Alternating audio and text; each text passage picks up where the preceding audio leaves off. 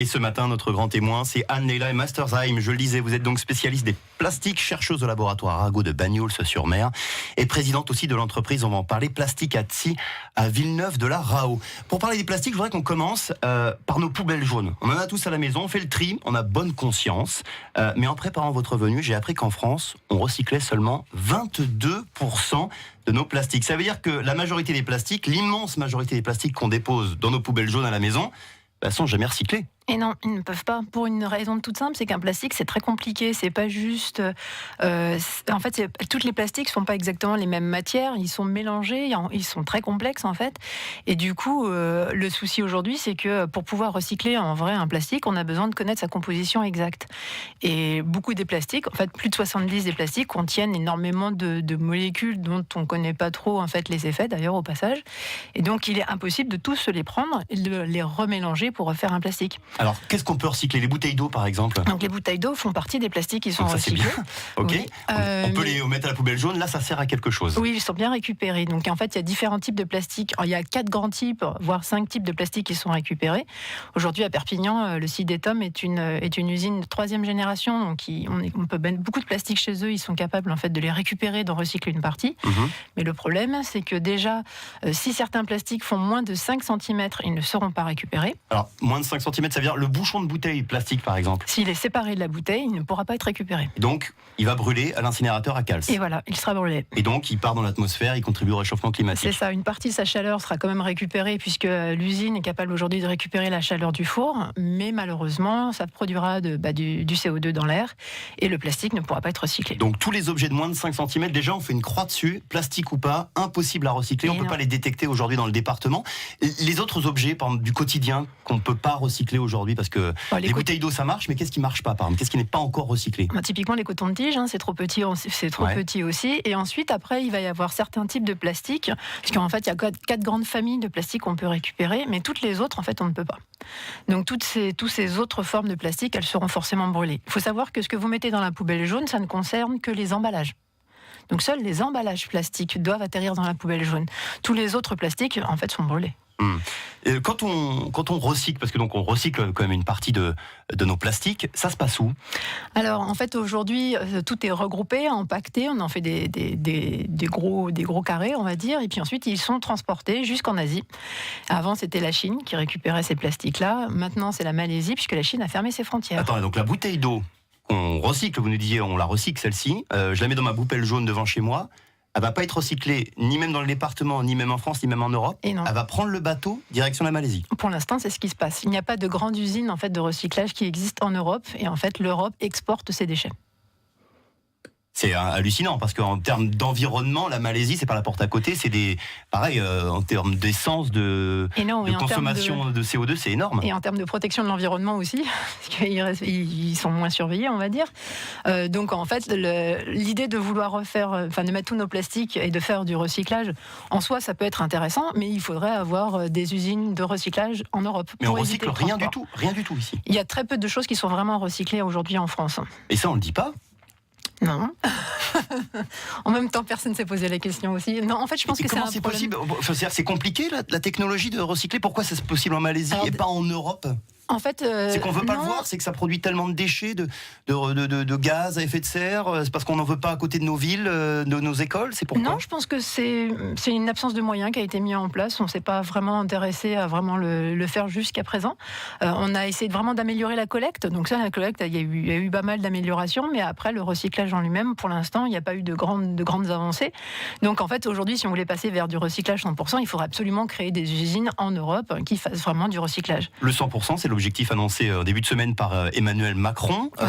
Aujourd'hui, donc on est à 22%, on le rappelle. En Europe, globalement, on est à 30, 35%, 40% pour les meilleurs élèves. Encore une fois, ce sont les pays scandinaves et les Allemands qui, eux, ont 7 à 8 poubelles à chaque fois au niveau de leur tri. Nous, on est contents, on trouve ça déjà difficile avec une seule, mais les Allemands, ils en ont 7. 100% en 2025. Il y en a qui disent que c'est complètement utopique, jamais on va y arriver. Vous dites quoi? Moi, je dis que c'est une erreur stratégique. En fait, c'est-à-dire que un plastique aujourd'hui, vous pouvez le recycler un certain nombre de fois, c'est un peu comme le papier, mais vous allez vite être limité par le nombre de recyclages, donc à la fin, il atterrit quand même potentiellement dans la nature. Donc, il vaut mieux plutôt privilégier 2 processus en même temps, c'est-à-dire un gros groupe qui serait du recyclage et en fait on diminuerait la différence en fait des plastiques et effectivement ils pourraient être mieux recyclés. Donc il suffirait de les prendre, de les broyer ensemble et on pourrait refaire un plastique. Et pour ça il faut que les industriels donc aient le même process, la même composition des plastiques, parce qu'on a bien compris que c'était un obstacle aujourd'hui. C'est ça. Donc il faut qu'ils aient à peu près tous la même composition pour pouvoir se retrouver mélangés ensemble.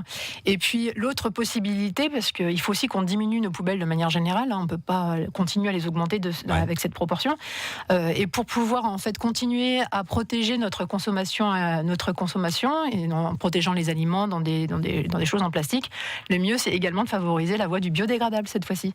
C'est-à-dire d'avoir en même temps des plastiques qui seraient compostables dans notre jardin, c'est-à-dire qu'on les prendrait, on les mettrait avec la peau de banane et puis le trognon de pomme et ils seraient dans notre jardin directement. Et biodégradables en combien de temps ? Alors, s'ils sont comme le trognon de pomme, ça peut faire jusqu'à 3 mois. En fait, ça dépend. Il y a différents types de biodégradables. Ils existent aujourd'hui. On en fait avec des bactéries, on en fait avec du maïs, on en fait avec du sucre de canne et même avec des algues. Donc, des solutions, il y en a. On peut aussi éviter des produits qui sont liés à l'alimentation humaine. C'est le cas du maïs et de la pomme de terre. Il vaut mieux plutôt les éviter. Donc, on a encore des bactéries, des algues, des solutions. On en a. Donc, on peut les utiliser. Et le plastique biodégradable, c'est notamment ce que vous faites au sein de votre entreprise que vous avez créée l'an dernier, qui s'appelle Plastic Atsi à Villeneuve-de-la-Raho. Vous conseillez donc les professionnels justement pour les accompagner dans cette transition vers le plastique biodégradable. Et je crois que ça marche très fort. Ça marche très très bien, oui. Alors en fait, on est localisé à Villeneuve-de-la-Raho, mais nos activités sont au laboratoire Arago à Bagnols-sur-Mer. Et du coup, nous, on est des testeurs. Donc on teste la biodégradabilité de ces plastiques en mer. Donc on va les remettre directement dans un environnement marin et on va regarder en combien de temps, en fait, les organismes, en fait, les bactéries qui sont dans l'eau vont être capables de les manger. Donc ça nous permet en fait de donner une durée de vie aux différents types de plastiques. Donc l'idée c'est d'avoir une diversité de ces plastiques-là et de pouvoir programmer en fait l'obsolescence avancée du plastique. France Bleu Roussillon, 8h21, Anne-Leila Mesterheim, spécialiste des plastiques au laboratoire Arago de Bagnols-sur-Mer, est notre grand témoin de ce vendredi. Les plastiques, il faut absolument faire quelque chose, on le disait en préambule. Ils sont partout. Alors, c'est même hallucinant parce qu'ils sont même dans l'eau minérale de nos bouteilles. On pensait, quand on achète une bouteille d'eau minérale, on se dit, voilà, au moins on a une eau pure. Non, le plastique, il passe dans l'eau minérale. Oui, c'est lié en fait au plastique lui-même, c'est-à-dire que le plastique, il a quand même beaucoup d'avantages. Il est léger, il est censé être solide, mais justement, il est censé être solide. Donc, lorsque vous l'agressez un petit peu mécaniquement, on va dire, lorsque vous le prenez dans votre main et que vous faites ce magnifique bruit, voilà, vous venez de projeter des microparticules de plastique à l'intérieur de l'eau que vous alliez boire. Donc on trouve des microplastiques et on va même jusqu'aux nanoparticules de plastique. Et aujourd'hui, les effets de ces nanoplastiques, en fait, sur la santé humaine, on n'en a aucune idée. Et ça, c'est effrayant ce que vous nous dites parce que finalement, il y a du plastique partout, même dans l'eau minérale. Où est-ce qu'il n'y a pas de plastique ? Alors, aujourd'hui, toutes les mesures qui ont été faites, on n'en a jamais pas retrouvé. En fait, c'est pas encore arrivé. Donc, à chaque fois qu'on en a cherché dans l'eau de mer, on en a retrouvé. Et à chaque fois qu'on en a recherché dans des produits liés à la consommation humaine, on en a retrouvé également. Donc, on les trouve forcément dans les produits qui viennent de la mer, mais on les trouve également dans des produits qui sont plutôt terrestres. Donc, on le retrouve dans du miel, dans de la bière, dans l'eau. Donc, c'est lié au contenant, c'est-à-dire ce dans quoi, en fait, on place l'aliment. Et parfois, c'est lié au produit lui-même qui également peut être touché par les plastiques. Dans la mer, évidemment, les plastiques, et particulièrement en Méditerranée, notre Méditerranée, notre grande bleue à nous, asphyxiée de plastique, la mer la plus polluée du monde, j'ai lu en préparant l'interview. Oui, c'est très triste pour nous, on n'a vraiment pas de chance pour ça. Alors, c'est pas parce qu'on est forcément des très mauvais élèves, on est juste très nombreux. Donc, c'est très peuplé tout autour de la Méditerranée. On a beaucoup d'habitants autour de la Méditerranée, et puis on a aussi une mer qui est semi-fermée. C'est-à-dire que ça explique aussi pourquoi notre salinité est un peu plus forte que partout ailleurs. Et donc forcément, dans cet environnement, ça fait un peu comme une cuvette et les plastiques vont s'accumuler. Donc nous, des fois, quand on voit les images avec les plastiques sur les plages, ce sont des gros déchets. Mais en fait, arrivés en mer, sous l'effet des vagues, du soleil, elles vont se fragmenter, devenir encore plus petites. Donc c'est ça, des microplastiques. Et ces microplastiques vont flotter à 1% à la surface des mers et le reste va couler. Donc finalement, on ne la voit pas. Cette pollution, elle peut disparaître, mais elle reste extrêmement présente. Et elle revient dans nos assiettes, cette pollution, puisque les poissons vont confondre justement leur nourriture avec ces microplastiques. Et il y a des microplastiques dans chaque poisson, ou presque, qu'on peut pêcher. Il y a des exemples avec certains cétacés, des baleines. à l'intérieur, on a retrouvé des baleines qui se sont échouées avec des dizaines de kilos de plastique dans l'estomac. Oui, c'est ce qui s'est passé pour la baleine qui s'est échouée en Espagne. Donc là, c'était des gros déchets, c'était des gros sacs, mais en fait, on les retrouve dans des animaux qui sont beaucoup plus petits. En Méditerranée, il y a une expédition qui s'appelait Terra Méditerranée qui a permis de montrer qu'à certains endroits de la Méditerranée, on avait un microplastique pour un zooplancton, c'est ce que mangent les poissons. Donc du coup, ça veut dire qu'un poisson a une chance sur 2 de se tromper.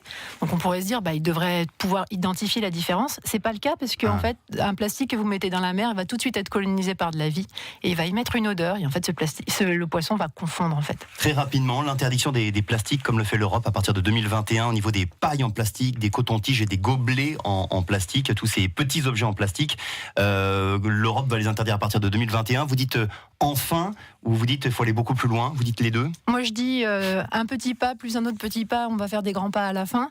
C'est l'histoire du colibri qui veut éteindre l'incendie, c'est la théorie de Pierre Rabhi. Mais au moins ça peut fonctionner. Enfin, je veux dire, c'est comme ça qu'on avance. Et effectivement, cette interdiction, elle permet de retirer une partie des plastiques qui sont qui sont liés aux usages uniques en particulier.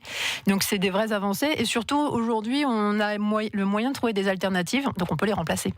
Merci beaucoup Anne-Leila Meistersheim. Merci beaucoup d'être venue nous voir. On pourrait parler des plastiques pendant des heures, mais c'est fini. Vous allez partir en mission à bord de Tara, donc vous parliez à l'instant, pour analyser justement un peu les côtes européennes, les fleuves. Faudra que vous reveniez nous en parler. Ah oui, avec plaisir. Vous revenez à la rentrée après votre mission tout cet été. Merci beaucoup. Je rappelle que vous êtes donc chercheuse au laboratoire Arago de Bagnols-sur-Mer, présidente aussi de l'entreprise Plastique à Annecy, avec votre siège donc à Villeneuve-de-la-Raho. Merci beaucoup. Bonne journée à vous. Bonne journée. Et puisqu'on parle d'environnement, il y a un rendez-vous aussi ce soir à Cléra avec un jardinier formateur qui va nous apprendre lui à nous passer des pesticides dans nos potagers. Donc rien à voir avec les plastiques en principe, mais il y a des tas d'astuces qui existent. Ça se passe à Cléra ce soir à 18h à la bibliothèque. Voilà, c'est un rendez-vous gratuit.